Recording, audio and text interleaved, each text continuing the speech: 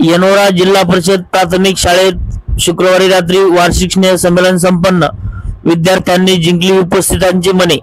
कार्यक्रमाची सुरुवात राष्ट्रमाता जिजाऊ व क्रांतिज्योती सावित्रीबाई फुले यांच्या प्रतिमा पूजनाने झाली। यावेळी कार्यक्रमाचे अध्यक्ष केंद्र प्रमुख GS बार्शीकर, प्रकाश टकले, शाळा व्यवस्थापन समिती अध्यक्ष भगवान कदम, उपाध्यक्ष गजानन कदम, शिक्षण प्रेमी अशोक भुतेकर, ब्रह्मानंद कदम, तुकाराम कदम, बाळासाहेब कदम, भास्करराव साळे, मदन कदम, नारायणराव पांडुळे आदींची उपस्थिती होती। कार्यक्रमाचे प्रास्ताविक मुख्याध्यापक दीपक वनगुजरे यांनी केले। वार्षिक स्नेह संमेलनाची सुरुवात संविधान गौरव गीताने करण्यात आली। 1ली ते 5वीच्या विद्यार्थ्यांनी एकूण 27 कला बहिष्कार सादर केले।